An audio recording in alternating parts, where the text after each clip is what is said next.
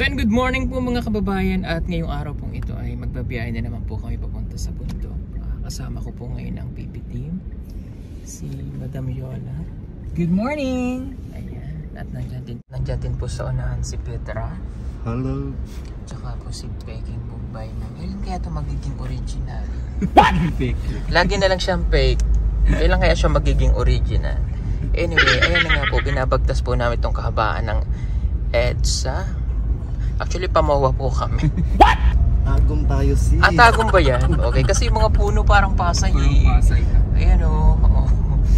Ayan, papunta po kami ngayon sa Tapak.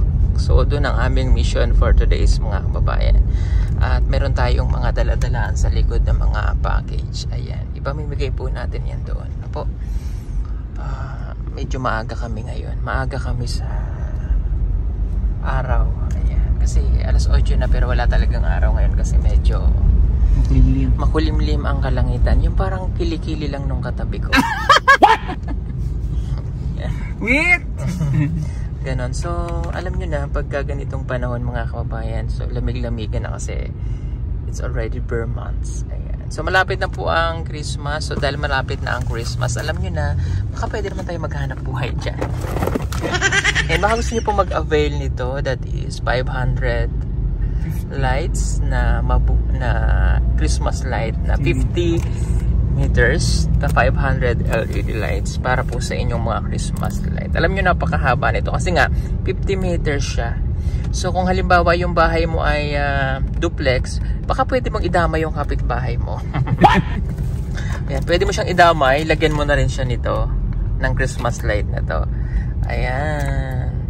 Oh, may mga ang dami na pong nag-order nito sa atin. So mag-order po kayo nito habang per months pa. Ayan, at habang may stocks pa kami kasi medyo alam niyo pagdating ng mga ganitong panahon nagkakaubusan nito. Ayan, kasi medyo limited lang din yung pag-order natin ito. Sa rin naman na maano yung ano natin. So alam nyo, ito naman po ay certified.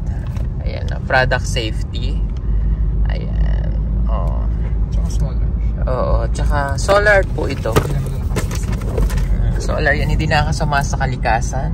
Renewable energy. May ganon. Diba? Tsaka lang hindi siya nakasaksak. Oo, at tsaka hindi siya nakasaksak sa kuryente. Tsaka safe po siya. Kasi ngayon, usually nakakatakot na gumamit talaga ng mga electric Christmas light decoration kapag Pasko. Kasi minsan nalilimutan nating bunutin. So, umiinit yung mga wires niya. So, nagkakaroon ng spark. So, nangyayari, nagkakaroon ng sunog. So, kaya ngayon, usong-uso na ngayon yung mga solar Christmas lights. So, kung gusto nyo po nito, mag-avail na kayo. Ayan. Oh, hindi naman po ako nagmamakaawa. Kung paano po mag-order nito, hanapin lamang po sa inyong Facebook ang PB Team Solar na may 78,000 followers. I-click lang po ang message at makakadiretso na po kayo sa aming messenger. Mayroon po kaming staff na sasagot dyan. Pakiantay lamang po dahil sa dami po ng mga nag-i-inquire. Ayan, para legit po at hindi kayo may scam sa PB Team Solar lamang. Hindi naman po ako nagmamakaawa. Para naman po ito sa ginagawa natin kasi meron po akong plano, no, para sa mga kinikita ng PB Team Solar at itutulong po natin sa lahat ng member ng PB Team Solar yan. At syempre panoorin niyo po itong vlog ko na to dahil yung kikitain po nitong ginagawa kong pagbablog ay mapupunta doon sa sinabi. Hindi mapupunta po ito doon sa aking papagawang charts yan, sa aking hometown. So kaya nagpupursige po ako. Sana supportahan nyo po. Ayan. At avail na kayo nito ha. 2,300 free shipping na po siya nationwide. So domestic lang po tayo. Hindi po tayo pwede sa mga international. So medyo strict kasi pagdating sa pagpapadala ng mga ganito sa ibang bansa. Unless kung may mga document, no, na kailangan like doon sa mga cargo yung malakihan. Pero dito lang tayo sa Pilipinas. Ano po? Ayan. So, avail na kayo nito ha. 2,300 free shipping nationwide. Ang maganda dyan mga kababayan, mayroon siyang remote control. O buksan mo nga yan dahil para makita nila ang nilalaman yan. At napakadali po niyang gamitin, napakadaling ikabit kasi mayroon po siyang tambolyo. Rolyo. So madali siyang ikabit, madali din siyang tanggalin kapag gusto niyong baklasin. Baklasin, no? Parang ito. Ayan. O, ayan. So, ito siya. O, pakita mo nga. Nakaganyan po siya. That is 50 meters. So, pag tinanggal nyo po, pwede, alam nyo natatanggal yung remote, ay yung panel niya. Ayan. So, kung halimbawa may bagyo, at ayaw nyo na, usually kasi may mga bagyo minsan sa mga provinces. So, pwede nyo siyang hugutin doon sa panel, ay sa wire, sa Christmas light. At ito lang. O, itago nyo. No? Kung ayaw nyo, kasi minsan malakas hangin, baka mabasag. Pero pwede naman siyang mabasa. Yan. Tapos may kasama na rin po siyang remote control. Ayan. So yan yung remote control niya. So dito yung nag-change yung mode. Yeah. Pwede mong bago-baguhin yung yung mode niya. Kung halimbawa kung halimbawa gusto baguhin mo yung mode niya, kung mainit ang ulo niya ngayon, palamigin mo. Ganun po siya.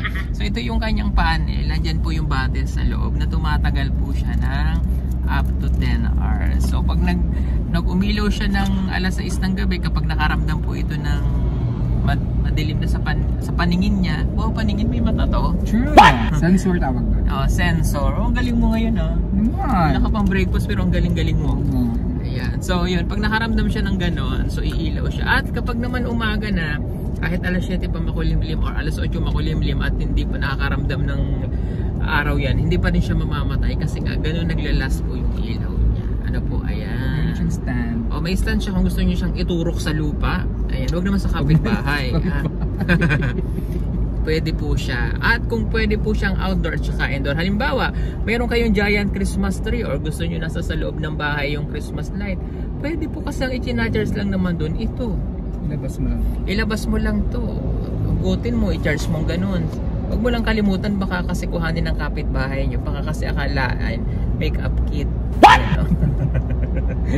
O, diba? So, yun, ganun lang. Tapos isaksak mo nga dyan yung kailawin natin para makita po nila.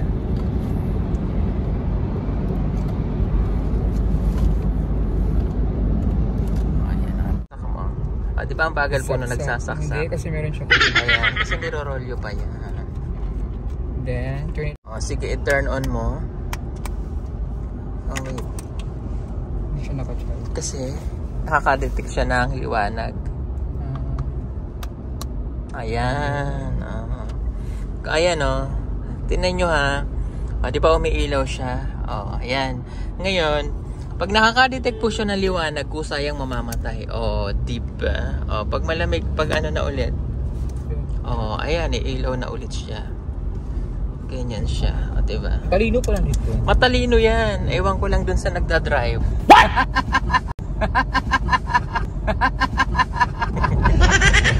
Baka saan mo na kami hatidaan. Ayan, o. O, diba? O, tingnan nyo, ha. O. Ayan, o. Ilaw siya. Wait lang. Oh, yan. Nasinagan siya ng liwanag. Oh, mamamatay. So, may buhay siya. Oh, diba? Bagay man po ay may buhay. Ayan. Ewan ko lang din dun sa nasa sa kabila kung buhay. Joke lang. Oh, ayan. So, yun po. So, again, pag nag-order kayo niyan, malaking tulong po yan sa PPT. Maraming pong salamat. Diba ang aga-aga ko naghahanap buhay tayo agad? Nagkukudat? O, aga-aga natin nagkukudat. Aga-aga nating naghahanap buhay. Ayan. So, lahat tayo kumakayod para sa pamilya at sa kapwa at sa ating mga babae na natutulungan po ng Hugong Biyahero Team. At maraming po salamat sa mga sponsor po natin na patuloy nagpapadala ng mga packages. Ayan. So, madami tayong parating na package para ngayon sa katutubo. At binabati ko po ng happy birthday. Ngayon magbe-birthday si magbe-birthday. Sino? Sandali. Iniisip ko. Joke lang. Ayan. Happy birthday po kay Tita Flora Boyle. Ayan. Magdidiwang po siya ng kanyang birthday. Ngayong September 28. Happy birthday. At dahil mayroon po siyang birthday, mayroon po siyang pinadala sa atin na 31,000 something. Ayan. Ipapakain daw niya po sa mga katutubo. So, gagawin po natin yan sa kanyang nalalapit na kaarawan. Maraming po salamat, Tita Flora Boyle. At good morning din po kay Tita Sel. Ayan. Enjoy lang po ang inyong mag-world tour. At binabati ko po si Tita Pipi Love. Ayan. Diba? Si Tito Jojo. Hello po Tito Jojo. At binabati ko rin po si Tita JB. Ayan. So, alam mo maganda lang dito sa Mindanao kapag kami nagbabiyahe, walang traffic. Dire-diretso. Huwag ka lang mapupunta ng Davao City. Sa Davao, Metro Davao kasi medyo matraffic po. Napakaganda po dito sa Tagum. Tingnan nyo. Parang ka sa Hollywood. Diba? The city of Pine Tree. Pine Tree. The city of Palm. Sure.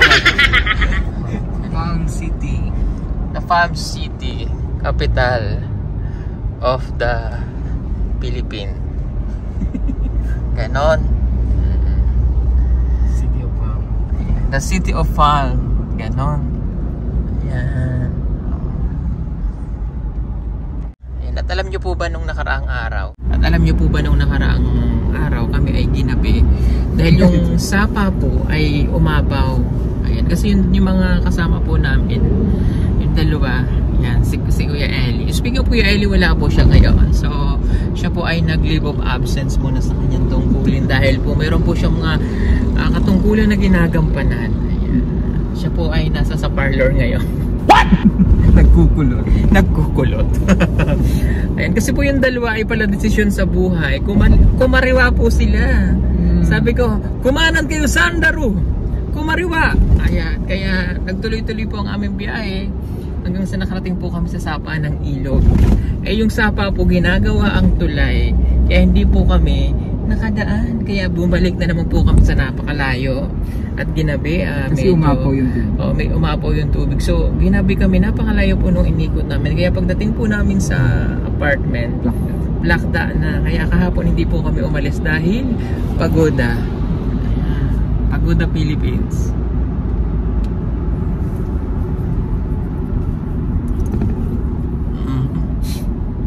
Gutom po kami, kakain po muna kami dito sa kainan sa Palayan. So sa Palayan tayo kakain. Yes.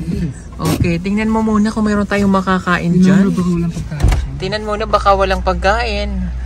At baka check muna, double check first kung anong pagkain na mayroon sa kainan sa Palayan. Meron na daw pala. So yun, mayroon na daw pagkain. So kain tayo. Kasi bago po kami umalis ay kailangan po muna naming mag-break ng fast para pas-pas. Walang hassle. Mayroon? So mayroon daw po. So anong pagkain dito sa kainan sa Palayan? So kakain po muna kami ngayong umagang ito mga kababayan para hayahay tayo sa ating gagawing mission mamaya. Oh, adobo. Talong.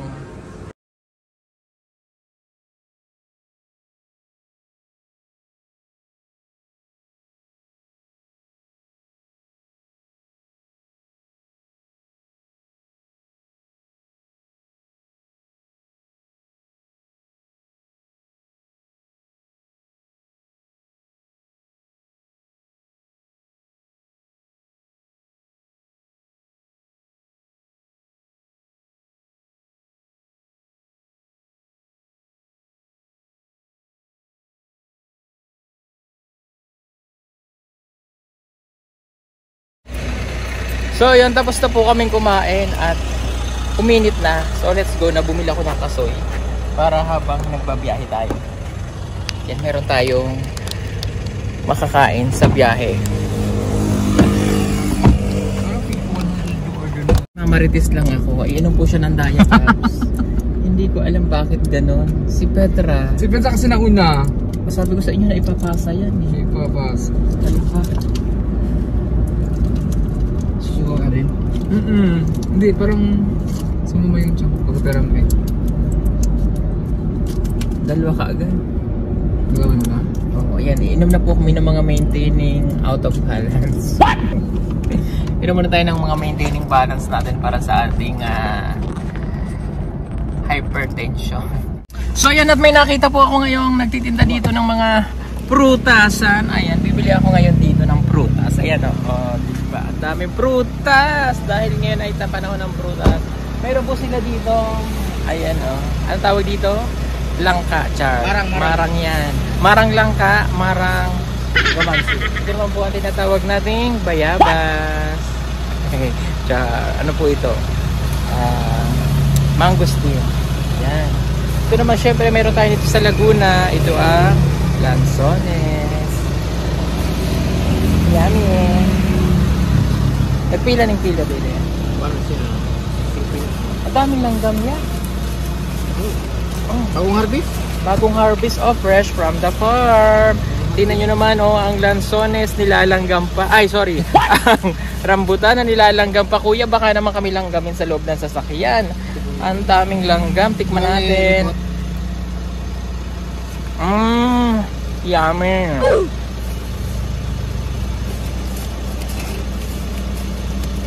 Ayan lang. Hingi ka ng extra cellophane.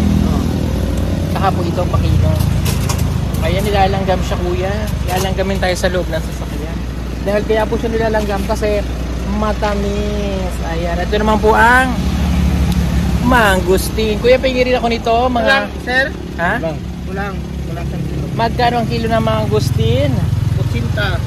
80 lang ang kilo ng mangosteen. Ayan, tikman natin. Isama mo na ito sa kilo para hindi ka naman lugi. Ayan o.